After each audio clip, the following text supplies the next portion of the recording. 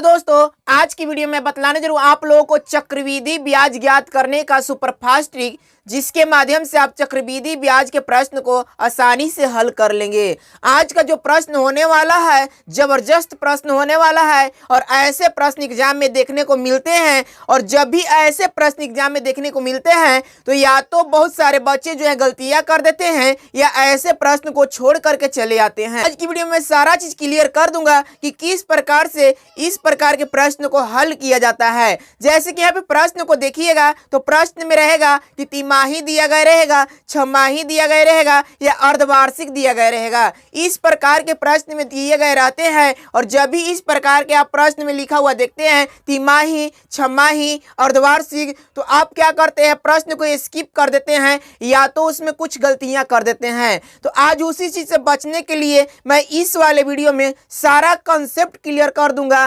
ताकि आप जिंदगी भर कभी नहीं भूलेंगे। जब एक बार आसानी से वीडियो को देख लेंगे तो लाइफ में कभी भी ऐसे प्रश्न को हल करने में समस्या नहीं होगी। तो चलिए हम लोग ज्यादा बात न करते हुए शुरुआत करते हैं। देखिए यहाँ पे लिखा गया है 500 रुपये 4% सैकड़े वार्षिक चक्रवृद्धि सूद की दर से एक वर्ष में चक्रवृद्धि ब्याज क्या होगा यदि ब्याज छमाही जोड़ा जाता है। यहाँ पे ब्याज छमाही जोड़ा जा रहा है तो ऐसे प्रश्न को कैसे हल किया जाता है उस चीज के बारे में बतला रहा हूँ आपको।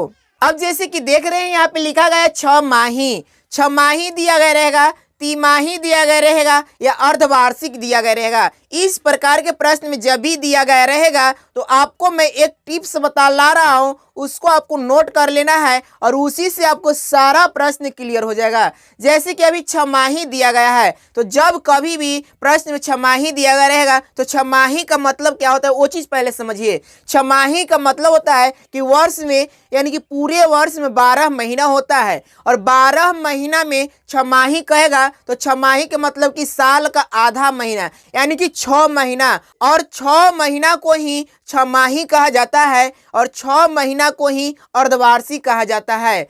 अब बात करते तिमाही की, तो तिमाही का मतलब क्या होगा कि साल का 12 महीना होता है, उसमें से यदि 3 महीना को हम ले ले तो तिमाही कहा जाता है।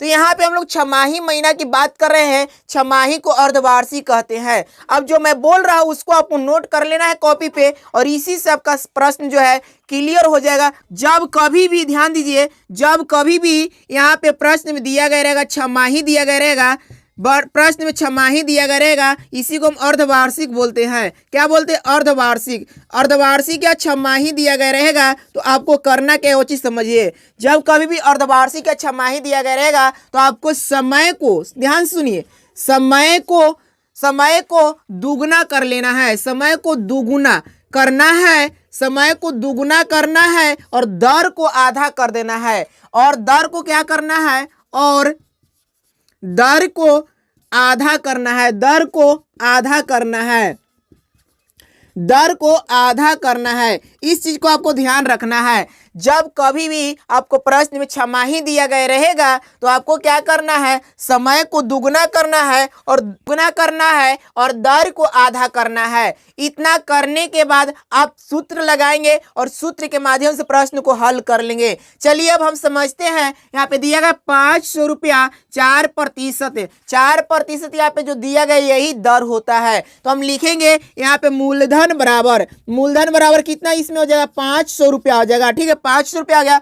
दर की हम बात करें तो इसमें दर कितना हो गया, 4% हो गया। अब इसको क्या करना, आधा करना है। तो आधा करने के लिए आप इसमें 2 से भाग दे देंगे, यानी कि क्या करेंगे 4/2 करेंगे और 4/2 जितना आएगा काट करके 2 आएगा, वो 2% क्या हो गया, दर हो गया। अब हम क्या करते हैं, समय देखिए कि 1 वर्ष कह रहा है तो समय को हम क्या करेंगे, दुगुना करेंगे। दुगुना का मतलब क्या होता है, तो दुगुना का मतलब कि इसमें 2 से हम गुना करेंगे, यानी कि 1 वर्ष दिया गया इसमें 2 से गुना करेंगे तो कितना हो जाएगा, 2 हो गया। तो समय कितना होगा, 2 वर्ष हो गया और दर कितना आ गया, 2% हो जाएगा। दर क्या आ जाएगा, 2% हो गया। अब क्या करते हैं, हम इसको सूत्र पे बैठाएंगे। अब सूत्र आप कौन सा लगाएंगे वो आपके ऊपर निर्भर करता है।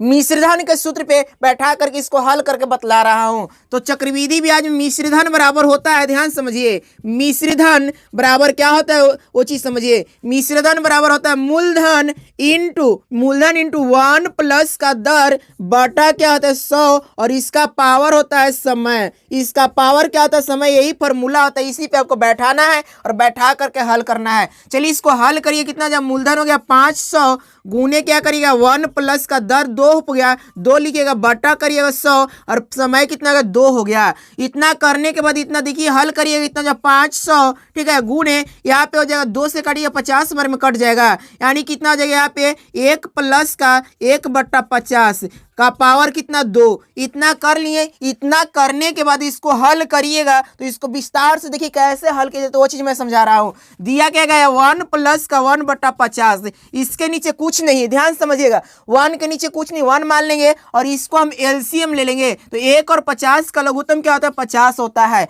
अब 50 में जब कभी भी 1 से भाग देंगे तो 50 बार में ही कटेगा, तो 50 बार में कटेगा, और 50 को हम क्या करेंगे 1 से गुना करेंगे ना, तो 50 यहाँ पे हो जाएगा, और फिर प्लस कर रहेंगे, प्लस हो गया। 50 में 50 से भाग देंगे तो कितना होगा 1 होगा, और 1 में 1 से गुना करेंगे तो क्या आ जाएगा 1 हो जाएगा, यानी कितना हो जाएगा 51/50। यही चीज को मैं यहाँ पे डायरेक्टली लिख दे रहा हूं।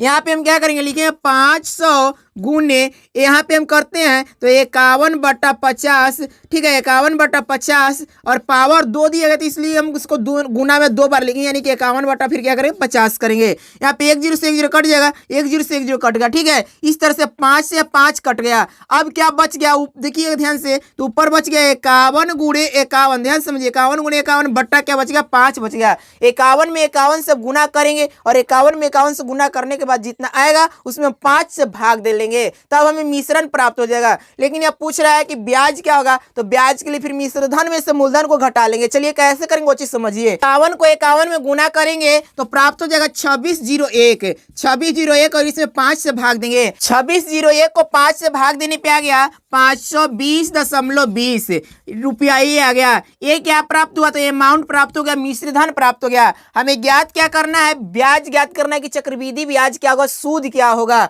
तो हम क्या करेंगे इसको ब्याज निकालेंगे, लिखेंगे ब्याज बराबर सूत्र होता है मिश्र धन माइनस मूलधन। ब्याज बराबर सूत्र होता है मिश्र धन माइनस मूलधन। मिश्र धन कितना आया, तो मिश्र धन आ गया 520.20 माइनस का मूलधन कितना 500, घटाने के बाद क्या हो जाएगा 20.20 आ गया, यानी कि 20 रुपया 20 पैसा इसका आ गया जो ब्याज आ गया। तो इस प्रकार से ऐसे प्रश्न को हल किया जाता है। यदि वीडियो अच्छा लगा है तो लाइक करें, शेयर करें, और इसी प्रकार के वीडियो देखने के लिए मेरे चैनल को सब्सक्राइब करें। Thanks for watching.